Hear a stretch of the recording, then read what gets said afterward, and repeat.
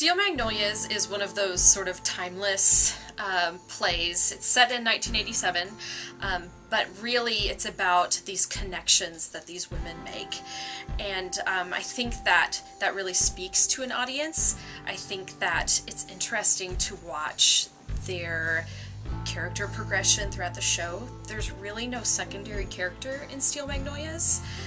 All of them have these really interesting arcs that they go through, and so there's really never a dull moment on stage, and so it's just really exciting to be a part of, and it's really exciting to sort of watch their lives unfold on stage. I wanted to direct Steel Magnolias for the same reason that I think people should come and see it.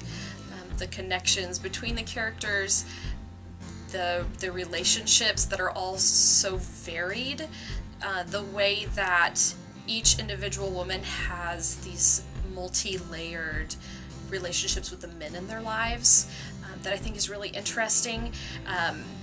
They all are sort of going through a different phase. So you've got someone who's recently widowed, you've got someone who is living with her husband but might as well not be living with her husband because he's sort of in a different world. You've got someone who's newly married, someone who's happily married. So you've got all these relationships, and then the focus, though, primarily is on the women, which is not typical in a show that that deals with relationships and romance between the women and the men in their lives. And so we get to see sort of this inside look of how they deal with these relationships and these hardships in their lives. And I think the setting, being in a beauty parlor, it's kind of like, what better place to really see the way that women interact with one another when they really let their guard down, when they let their hair down, so to speak. So it's just a really, it's a great challenge as a director because there's so much talking involved and not a lot of physical action. So to find ways to make that really interesting to watch and those relationships really interesting to watch is really intriguing to me as a director. I think that one of the ways that we'll be sort of working to make this a more unique performance will be to make sure that we're really highlighting all of those character arcs. I think that it's easy to focus in on Shelby and focus in on Malin and not take a look at, what's Annelle doing, and really make sure that you bring her to the forefront when she's supposed to be at the forefront. I don't think it's an accident that they all have those character arcs, but I do think that in the times that I've seen it done in the past, again, there's the focus on Shelby and Malin when there could be kind of a focus on everyone. So I'd really like to work to make sure that everyone gets that, every character gets that chance to shine in that limelight.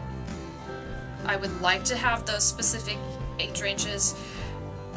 However, if we find a single person who we're just like, that is Truvy, that person has to be Truvy, they have to be her, then we'll sort of build the cast around that person. So it just kind of depends. I mean, Weezer and Clary, they have to be older. Malin and Truvy have to be a certain age, Annelle and Shelby, but they're sort of in these groupings of two. So as long as, next to one another, they look like they can be motherly toward this person, then I'm pretty open. And I know some people can play much older than what they actually are.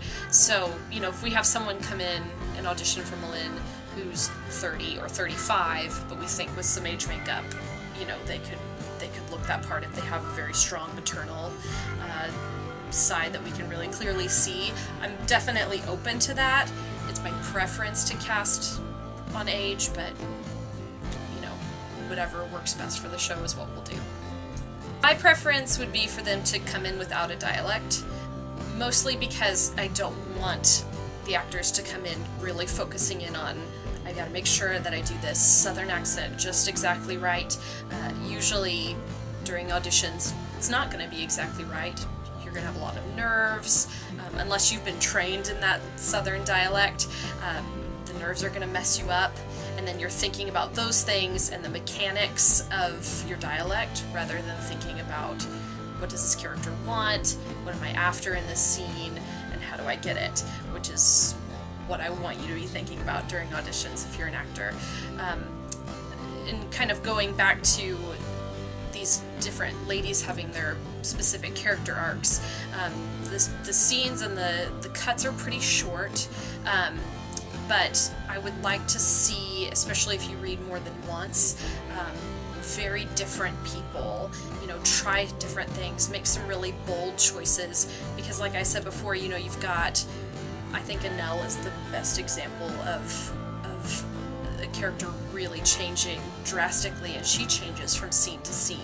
She comes in kind of shy, and then she sort of tries to become Truvy in that second scene, and then she's got her religious phase in the third scene, and then so I want to see that an actor can portray someone who has changed throughout the course of a show. That first of all, you should read the script. That's the first thing. So please make sure, if you're really serious about it, you take some time, take a look at the script. You can watch the movie. I think most of us have probably seen it. But don't get too involved with the movie, because that may or may not be what we're going for. I mean, I will certainly take some elements from it, because I think that there will be some expectation of that from our audience, because it's such a well-loved movie with well-loved characters and actresses that portray those characters. But I think coming in saying, okay, what does my character want?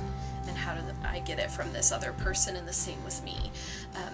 The fact of the matter is, in everyday life, no matter what, we want something from someone else, even if the stakes aren't particularly high. So there's a side, one of the sides that I chose is right at the very beginning of the script. It's Annelle and Truvy. And Annelle is talking to Truvy about the hairdo that she had just tried out on her. And it doesn't seem like the stakes are high, but for Annelle, they're very high, because she has to get a job. She has to get a job. And so she's very nervous, and she's trying to convince Truvy that she deserves this spot that's open. So taking stakes and raising them, saying, what does my character want? How do I get it? How do I achieve it? Is going to bring realism into those characters, because that's what we're doing all the time. Caricatures sometimes are wanting something from someone else, but usually caricatures, it's a very surfacey sort of thing. They're going, okay, I want this, I'm going to do something really outlandish and weird to get it. Whenever you dig deep enough and you're really thinking, okay, if I were this person, how would I get this thing that I'm wanting? I think it's gonna keep you from becoming a caricature of a person.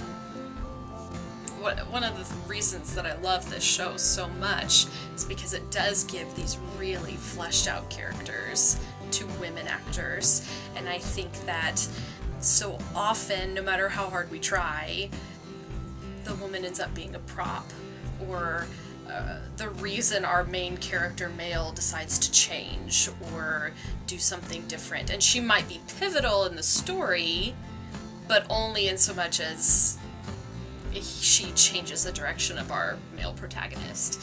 And so I love Steel Magnolias because there is no male protagonist. It's all women, and they're talking about their men looking kind of from the outside in. Now, if we did it from the men's perspective, it'd be the same, and the women are changing the men, but in this, we're getting to see how the men change the women, and how the women have to go about their lives, and especially in 1987, how they're balancing work and family, and what that looks like for them.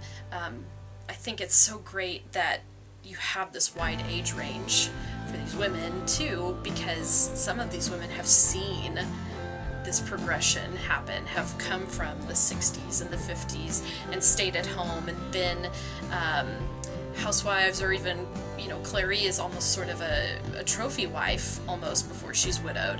And so they're sort of watching and being the guardians over what's happening, because they paved the way for Shelby and Malin, who's a career woman. and even Truvy, who's working almost more out of necessity, but still a working woman and being very successful. Just come out, audition, and have fun.